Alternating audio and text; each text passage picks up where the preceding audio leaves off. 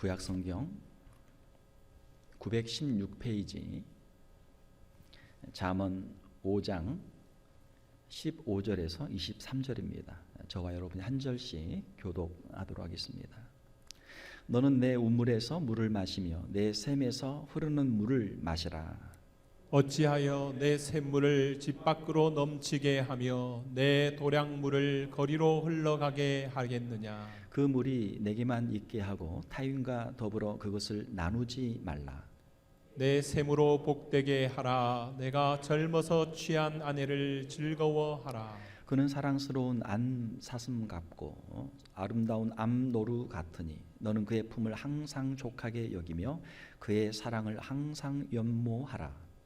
내 아들아, 어찌하여 음녀를 음모하겠으며 어찌하여 이방 계집의 가슴을 안겠느냐.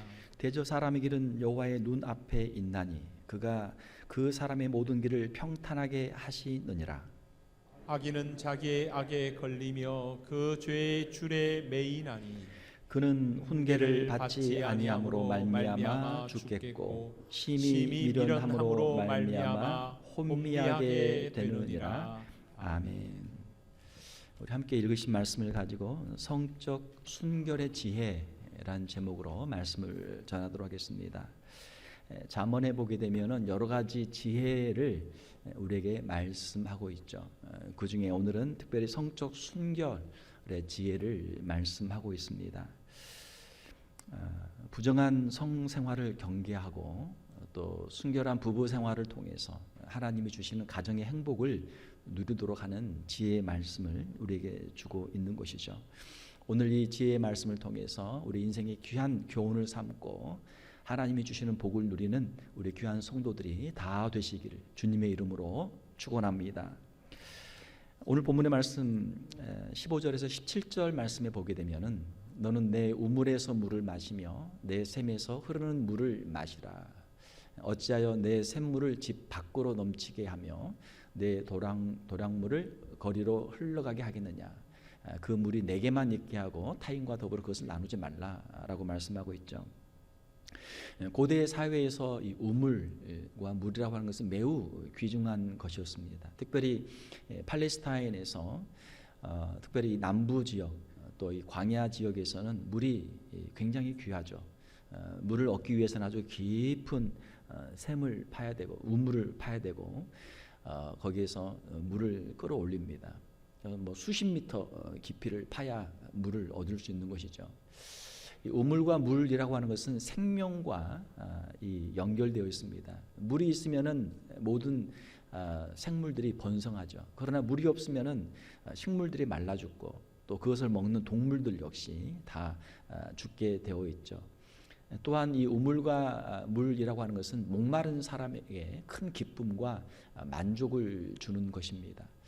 그래서 여기에서 우물과 물이라고 하는 비유를 통해서 부부간의 성적 순결이 얼마나 소중한가, 그리고 이것을 통해서 우리가 큰 기쁨을 누릴 수 있다라고 하는 그런 비유적인 표현을 하고 있는 것이죠. 세상을 살다 보면은 성적인 유혹들이 많습니다. 특별히 미국에 와서 우리가 살다 보면은 미국의 어떤 성적인 그 기준, 성적인 이 기준이 너무 낮은 것을 우리가 보게 되죠. 심지어는 우리의 자녀들, 청소년들, 10대 아이들도 성적인 유혹에 노출되어 있고 또 20대 청년들은 뭐 말할 수 없는 수많은 성적인 유혹을 받고 있습니다. 이런 청년들뿐만이 아니고 장년들 30대, 40대, 50대, 60대, 심지어는 70대의 어른들도 종종 우리 신문의 기사를 통해서 성범죄의 기사들을 우리가 많이 보게 되죠.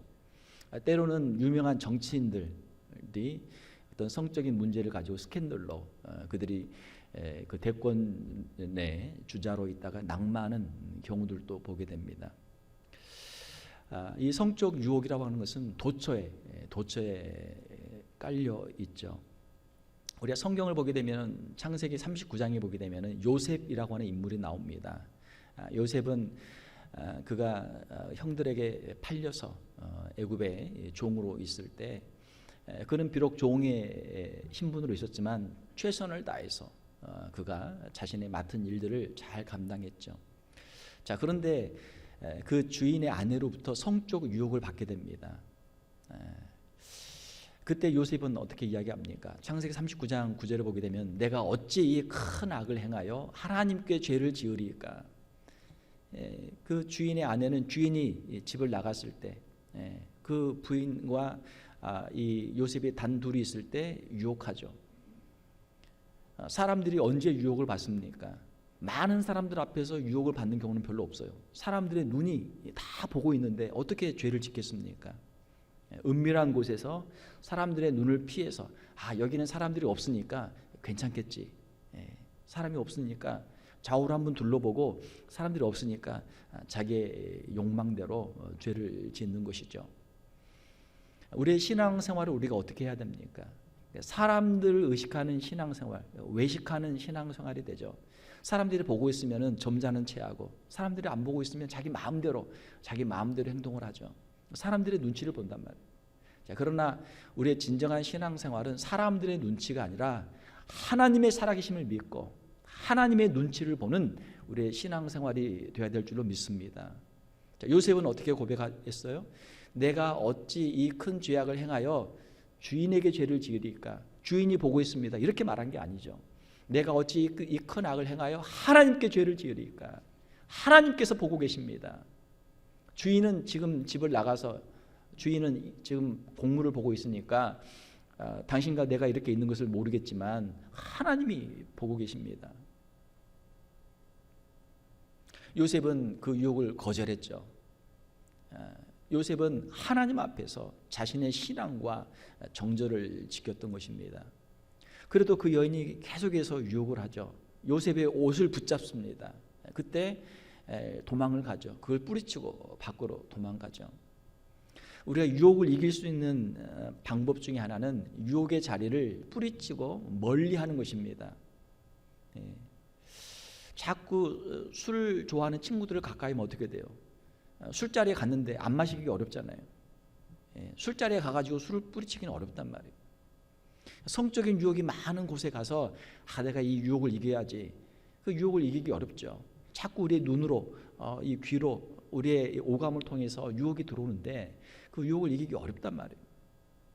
누가 지혜로운 사람입니까? 그 유혹의 자리를 뿌리치르고 거기에서 멀리 도망가는 사람, 유혹의 자리를 멀리하는 사람이 지혜로운 사람이죠. 고대 중국에서 맹모 삼천지교라는 그런 말이 있었죠. 맹자의 어머니가 자녀의 교육을 원하는데, 맹자를 교육하기 원하는데, 장사하는 데 가면은 장사하는 흉내를 내고, 곡하는 데 가면은 또 곡하는 흉내를 내고 하니까 서당 근처로 가서 이제 공부를 가르치기 위해서 이사를 3번 했다라는 그런 일화가 있죠. 우리의 신앙생활을 어떻게 해야 될 것인가? 믿지 않는 친구들과 어울리게 되면은 그들과 같은 삶을 살게 되죠. 우리가 신앙의 성도들과 함께 모여서 같이 기도하고 같이 찬양하고 주님이 기뻐하신 일을 할 때 우리가 경건한 성도의 삶을 살게 되는 줄 믿습니다. 우리의 신앙생활을 우리가 스스로 알 수 있어요. 내가 제일 친한 친구가 누군가, 내가 누구랑 시간을 많이 보내고 있는가, 스스로 우리가 자신을 점검을 해 보아야 하는 것이죠. 참으로 유혹이 많은 세상을 우리가 살고 있습니다. 유혹이 많이 있어도 우리가 우리의 마음을 잘 지키면 우리의 그 유혹들을 우리가 물리칠 수 있죠. 우리가 어떤 죄를 짓고 난 다음에 핑계를 할 때가 많아요. 나는 하기 싫었는데 친구가 막 너무 하자고 그래가지고 할 수 없이 했다. 나는 하기 싫었는데 주위 환경 여건이 그냥 다 그래가지고 어쩔 수 없이 했다. 그런 핑계를 우리가 많이 댄다는 것이죠. 사랑하는 성도 여러분, 세상에 유혹은 많습니다. 자, 그러나 그 유혹들을 물리치고 우리의 신앙을 지키고 요셉처럼 유혹으로부터 승리하는 우리 성도들이 되시기를 주님의 이름으로 축원합니다. 유혹을 이기는 길은 절제하는 것이죠. 우리의 욕망을 절제하는 것이죠. 사람들의 마음속에는 이 욕심이 있죠. 탐욕이 있죠. 돈도 마찬가지죠. 우리가 열심히 일해서 하나님이 주신 정당한 보수를 받으면 그것은 아름다운 것이죠. 그러나 자기가 일한 것보다 더 많은 일하지 않고 불로소득을 원한다면, 자기가 일한 것보다 더 많은 걸 받기를 원한다면 그건 욕심이죠. 죄를 짓는 것이죠. 성적인 문제도 마찬가지입니다. 하나님께서 우리에게 주신 분명한 분복이 있는데, 각자에게 주신 복이 있는데 그 안에서 우리가 만족하고 감사하면 얼마나 좋습니까? 그 가정이 행복한 아름다운 가정이 될 수 있죠. 자, 그러나 나는 여자 하나 건 안 돼. 여자가 둘은 있어야 돼. 자기 부인 따로 있고, 또 가서 우리가 뭐 세컨이라고 하나요? 첩을 또 따로 두고 다른 데 가서 바람을 피고, 집에 아내 있고 밖에 여자친구 있고, 집에 아내 있고 밖에 또 애인이 따로 있고, 그 욕심의 끝이 어딥니까? 사랑하는 성도 여러분, 하나님께서 우리에게 주신 것들로 만족하며 감사하며 절제할 수 있는 우리 성도들이 되시기를 주님의 이름으로 축원합니다. 자신의 욕망을 절제하는 자가 승리자가 되는 것이죠. 적 나라에 들어가서 적의 성을 빼앗는 그런 장사보다 자기의 마음을 잘 지키는 사람이 더 뛰어난 사람이죠. 자기의 욕망을 절제할 수 있는 사람이 더 훌륭한 사람이죠. 사랑하는 성도 여러분, 하나님께서 우리에게 주신 것들로 만족하고 남의 것들을 탐내지 않고 하나님 우리에게 주신 가정을 소중하게 여길 수 있는 우리 성도들이 되시기를 주님의 이름으로 축원합니다. 자, 18절 19절에 보게 되면은 내 셈으로 복되게 하라. 내가 젊어서 취한 아내를 즐거워하라. 그는 사랑스러운 암사슴 같고 아름다운 암노루 같으니 너는 그의 품을 항상 족하게 여기며 그의 사랑을 항상 연무하라. 이렇게 말씀하고 있습니다. 내 셈으로 복되게 하라. 내가 젊어서 취한 아내를 즐거워하라. 여기서 이 아내에 대한 남편의 의무를 강조하고 있죠. 이 잠언은 이제 아버지가 아들에게 주는 권면이기 때문에 특별히 이 남자에게 남편의 의무를 더 강조하고 있습니다. 우리가 신문이나 이런 매스미디어를 통해서 보게 되면은 이제 여자들도 물론 범죄를 하겠지만 남자들이 성적 범죄를 더 많이 하는 것을 우리가 보게 돼요. 그래서 아들에게 남자들에게 이런 더 권면을 주는 것이죠. 내가 젊어서 취한 아내를 즐거워하라라고 말씀하고 있습니다. 젊어서 취한 아내, 어렸을 때 결혼한 아내죠. 우리 한국말에 조강지처라는 말이 있습니다. 조강지처는 원래 이제 중국에서 온 그런 이제 고사죠. 젊은 시절 먹을 것이 없어서 술지개미와 쌀겨를 먹으면서 함께 고생한 아내라는 뜻입니다. 이제 젊었을 때 결혼을 했어요. 그러나 그때는 가진 게 아무것도 없으니까 서로 같이 고생하면서 이제 가정을 이제 세웠던 것이죠. 그런데 시간이 지나서 이 남자가 이제 출세를 해서 높은 관직에 오르고 또 열심히 일을 해서 돈을 많이 벌어서 이제 성공한 사업가가 된 것이죠. 자, 그러면 그 사람의 마음이 어떻게 됩니까? 자기 아내를 쳐다보니까 아내는 늙었고 아내는 병들었고 아내는 볼품이 없는 거예요. 밖에 나가면은 젊은 여자도 많고 밖에 나가면 자기를 좋아하는 젊은 여자들이 많으니까 아내는 이제 늙었고 아내는 필요 없으니까 아내를 버리고 이제는 젊고 예쁜 여자랑 살아야 되겠다. 그런 마음을 품는 사람들이 많다는 것이죠. 조강지처를 버리지 말라. 조강지처를 버리면 하늘의 벌을 받는다. 천벌을 받는다. 그런 말을 한단 말이에요. 젊어서 함께 고생해서 아내가 남편의 뒷바라지를 하고 아내가 내조를 하고 아내가 고생해서 남편이 이렇게 출세하고 남편이 이렇게 성공했는데 그 아내를 버리고 다른 젊은 여자를 취한다는 게 얼마나 참 이기적이고 얼마나 욕심 많은 그러한 모습입니까? 젊어서 함께 고생한 아내를 버리지 말라. 이게 최소한의 인륜이고 최소한의 도덕이고 윤리다. 내가 하고 싶은 대로 하는데 누가 뭐라고 그래? 벌을 받는다. 천벌을 받는다. 옛날에는 이제 하나님을 모르니까 그렇게 이야기한 거죠. 하나님이 벌을 내리신다라고 하는 것이죠.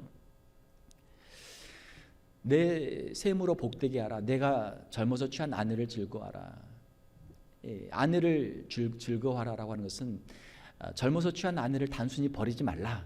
라는 그런 의미보다 한 단계 더 높은 것이죠. 아내를 즐거워하고 아내를 귀하게 여기고 아내로 만족하고 아내의 사랑을 항상 연모하라, 사모하라라고 하는 것이죠.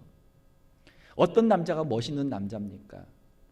출세하고 성공해서 돈 많이 벌어서 그냥 여기저기 그냥 사방에다 여자를 두고 여자가 뭐 수십 명 있는 남자가 훌륭한 남자입니까? 아니요. 아니잖아요. 출세하고 성공했지만 돈 많이 벌었지만 젊어서 고생한 아내를 귀하게 여기고 그 아내를 극진히 잘 참 사랑하는 남자, 이런 남자가 멋있는 남자인 줄 믿습니다. 그렇죠? 자기 아내를 더 사랑하라. 아내를 더 사랑하라. 이런 생각을 한번 해보시기를 바랍니다. 우리 결혼한 남자분들은 이런 생각을 한번 해보세요. 자, 우리는 지금 어디에 있는가? 세상에 뭐 TV를 보거나 어디 보면은 예쁜 여자들이 얼마나 많습니까? 연예인들 뭐 새로 나오는 젊은 연예인들이 얼마나 많습니까? 자, 우리가 어떤 생각을 해야 되겠어요? 이런 생각을 한번 해보세요. 우리는 지금 에덴 동산에 있다. 에덴 동산에. 아담과 하와가, 하나님이 지으신 아담과 하와가 에덴 동산에 둘이만 있어요. 예, 그러면은 평생 둘이 살아야 되는 거예요. 다른 남자가 없고 다른 여자가 없어요. 내 눈에는 누구만 있다? 아담의 눈에는 하와만 있는 것이고 하와의 눈에는 누구만 있다? 아담만 있는 것이죠. 내 눈에는 당신밖에 없습니다. 그런 마음으로 우리가 살아야 될 줄 믿습니다. 예. 남편을 더 귀하게 여기고 아내를 더 귀하게 여기라. 당신이 나의 유일한 남자고 당신이 나의 유일한 여자입니다. 그런 마음으로 우리가 살아야 된다라고 하는 것이죠. 무인도에 한 남자와 한 여자가 두 사람이 표류하다가 두 사람만 무인도에서 살게 됐습니다. 자, 그러면 어때요? 두 사람이 평생 같이 살아야 되죠. 예. 우리의 가정을 그렇게 한번 생각해 보세요. 세상에 수많은 남자, 수많은 여자들이 있지만 우리의 가정은 마치 에덴 동산과 같고 우리의 가정은 마치 무인도와 같다. 내 눈에는 당신밖에 없다. 여자는 당신밖에 없다. 남자는 당신밖에 없다. 그렇게 1대1로 그런 관계 속에서 평생을 살아야 되는 것이죠. 사랑하는 성도 여러분, 하나님께서 짝지어준 남편과 아내인 줄 믿습니다. 우리가 뭐 맞선도 보고 우리가 연애도 하고 해서 결혼하지만 하나님이 맺어주신 짝이죠. 하나님이 주신 내 배필입니다. 하나님이 내게 주신 남편이고 아내입니다. 남편과 아내를 더 귀하게 여기는 우리 성도들이 되시기를 주님의 이름으로 축원합니다. 사람들은 자꾸 멀리 있는 것을 동경해요. 이게 꿈이죠. 상상이죠. 자기의 꿈으로 상상으로 뭐든지 우리는 생각할 수 있죠. 자, 그런데 멀리 있는 것은 자꾸 아름답게 생각하고 동경하고 자기 주위에 가까이 있는 건 어떻게 생각해요? 무시한단 말이에요. 에이, 내 남편, 아유 남편 그냥 지긋지긋해. 아내, 아이고 그냥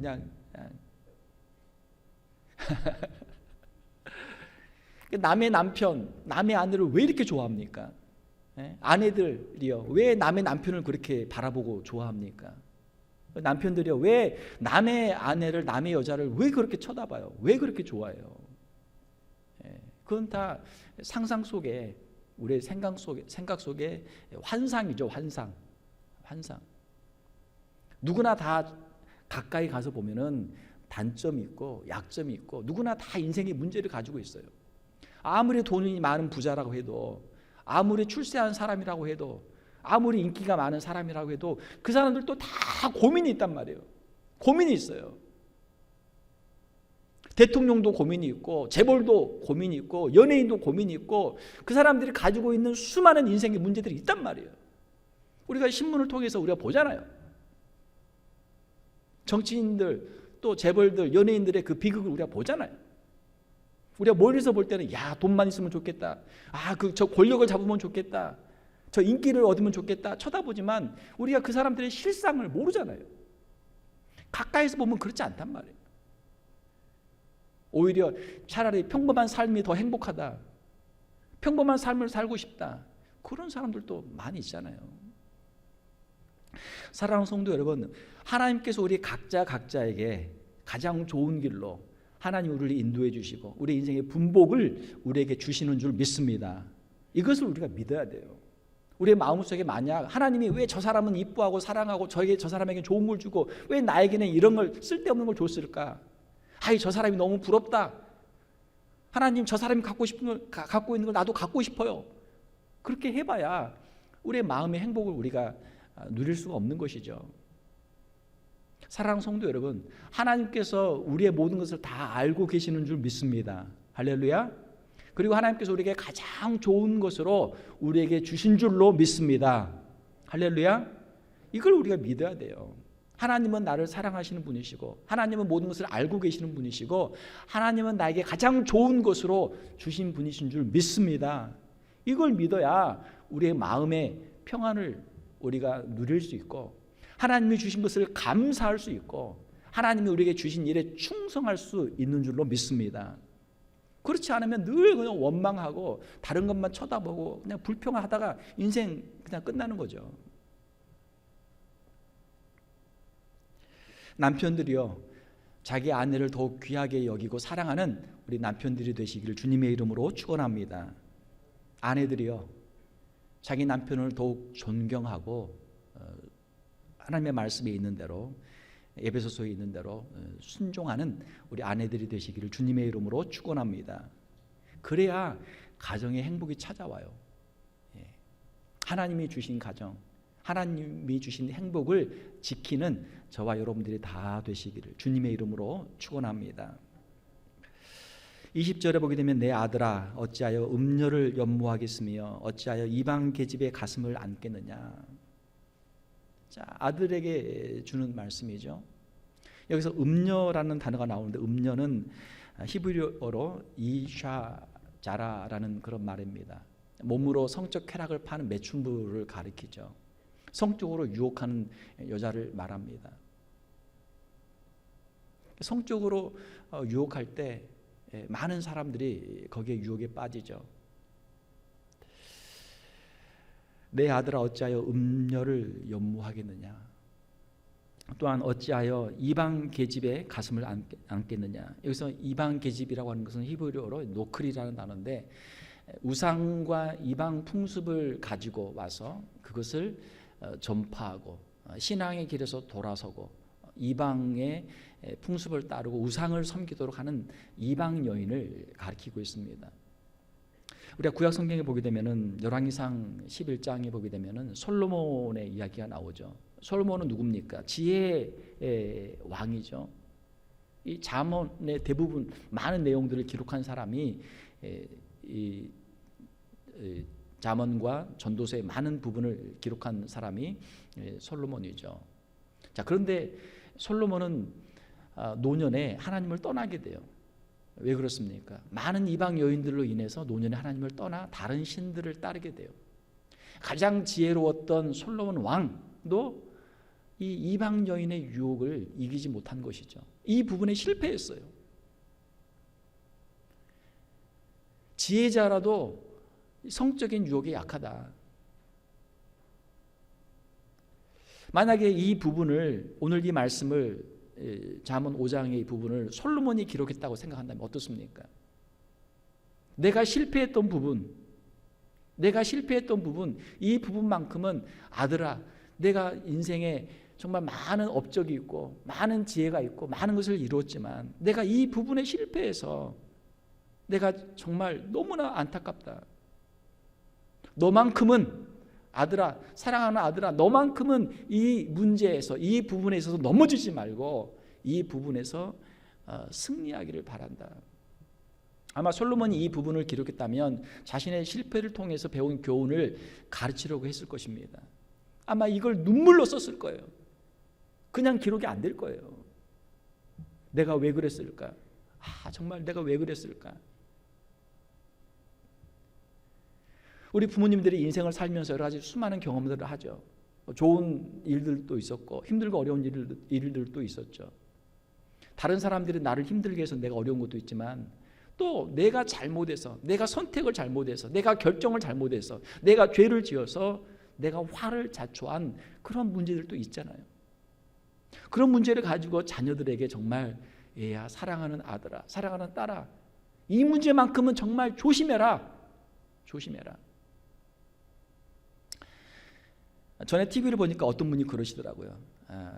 자기 아들한테 이야기하면서 3가지만 안 하면 절반은 성공한 것이다.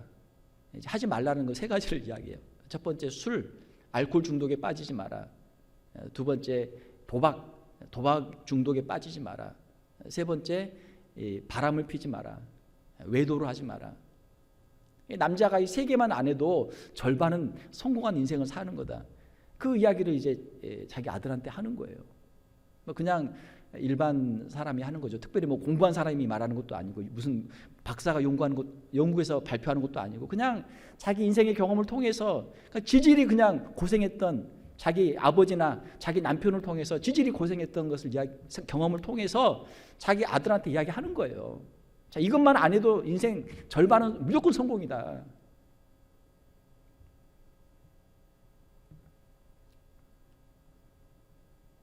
그만큼 치명적이죠. 우리 인생에 있어서 치명적이죠.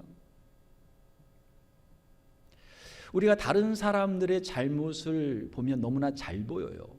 그러나 정작 자기가 그런 상황에 처하게 되면 그것이 잘 안 보입니다. 분별력을 상실해요. 자기의 욕심 때문에 눈이 어두워져요. 자기의 욕심 때문에 자기의 귀를 막게 됩니다. 분별력을 상실해요. 우리가 한 몇 년 동안 많은 그 단어를 정말 많이 썼잖아요. 내로 뭡니까? 내로 남불인가요? 내가 하면 로맨스고 남이 하면 불륜. 모든 사람들이 남이 하는 걸 보면은 야, 저거 불륜이야. 모든 사람이 다 이야기해요. 100사람이면 100명이 다 그렇게 이야기합니다. 그러나 그 한 사람은 아니야, 이거는 로맨스야. 내 황혼에 찾아온 로맨스야. 내 인생의 평생에 한 번 찾아온 로맨스야. 자기는 불륜이라는 걸 불륜이라고 하는 것을 인정하지 않는단 말이에요. 눈이 어두워져. 눈이 어두워져. 자기의 잘못을 다른 사람은 다 알고 보고 있는데 자기만 주장하는 거예요. 자기만 이거 아름다운 사랑이다. 자기만 주장하는 거예요. 다른 사람의 말도 좀 들어야죠. 자기 주장만 할 게 아니라 좀 객관적인 입장으로 다른 사람의 말도 좀 들어봐야죠.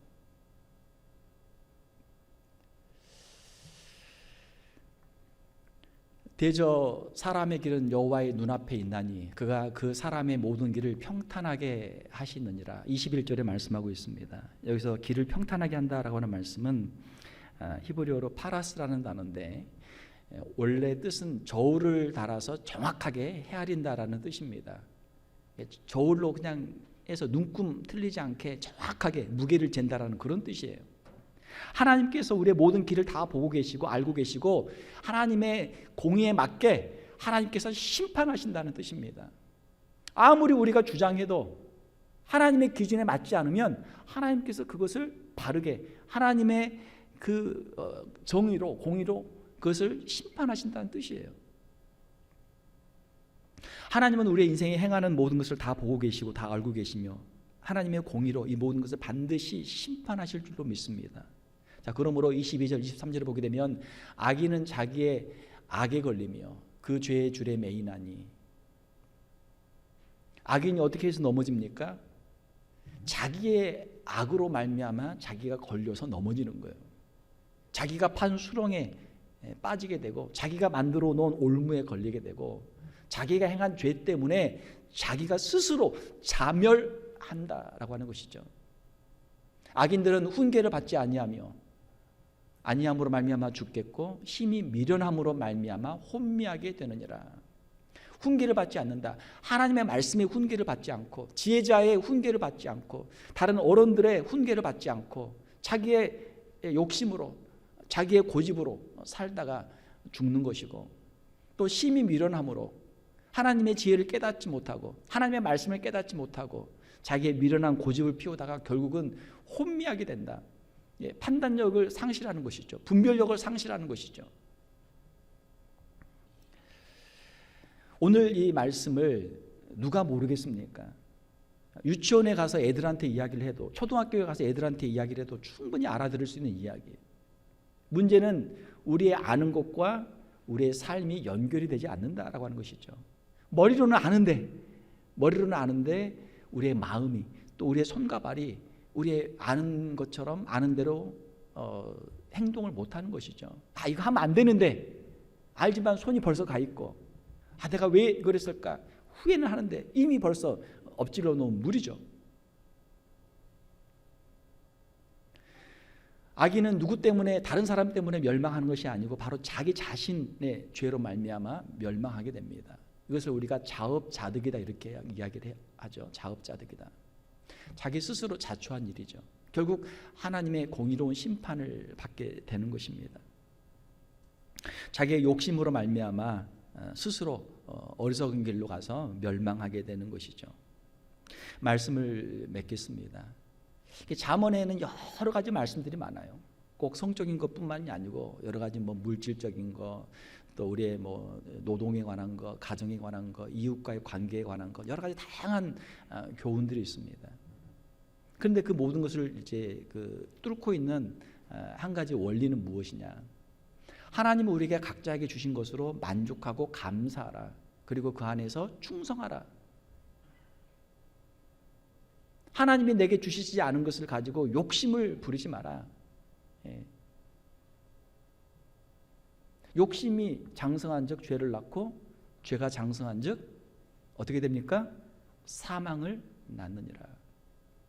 왜 인류에 이러한 죄의 비극이 들어왔습니까? 에덴 동산에서 아담과 하와가 그 좋은 낙원에서 살면 되는데 왜 이렇게 됐어요? 그 악한 사탄 마귀의 유혹으로 하나님이 금하신 것을 먹어서 이렇게 된 것이죠. 욕심 아닙니까?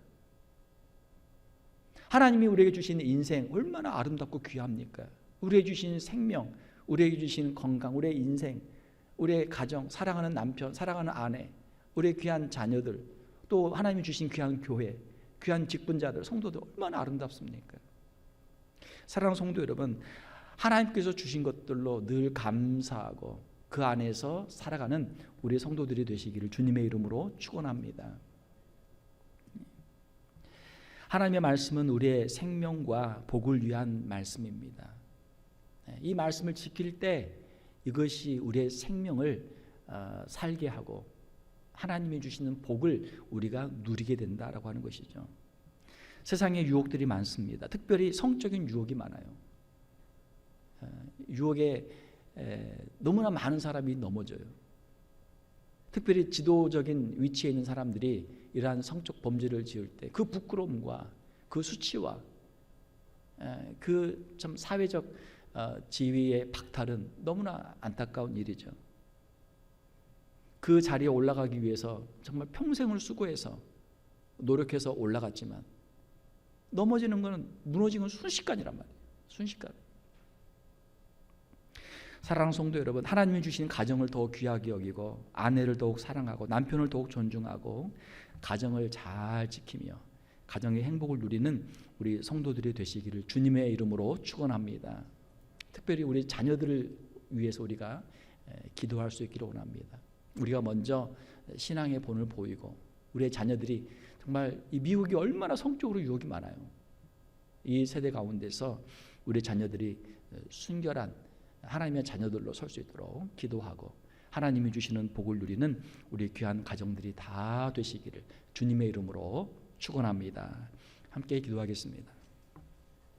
하나님 아버지, 이 시간 잠언의 말씀을 통해서 성적 순결의 지혜를 우리가 함께 살펴보았습니다. 우리가 살고 있는 이 세상에 너무나 많은 유혹들이 있습니다. 하나님, 그 유혹들 앞에서 우리는 너무나 약하고 그 유혹들에 너무 쉽게 넘어질 때가 있습니다. 하나님, 우리 심령 가운데 주의 말씀을 허락하여 주시고 주의 성령으로 함께하여 주시옵소서. 세상의 유혹을 물리치게 하시고 하나님이 주신 것들로 감사하게 하시고 하나님 우리에게 주신 것들에 충성하는 우리 귀한 성도들 되게 하여 주시옵소서. 우리 귀한 성도들의 가정과 우리의 자녀들을 위해서 간절히 기도하오니 하나님, 저들에게 주님의 능력을 허락하여 주시고 순결의 영을 허락하여 주시고 하나님의 지혜를 허락하여 주셔서 이 패역한 세대 가운데서 저희들의 순교를 지키며 아름다운 가정, 축복된 가정을 이루는 우리 귀한 성도들, 귀한 자녀들 다 되게 하여 주시옵소서. 거룩하신 우리 주 예수님의 이름으로 기도하옵나이다. 아멘.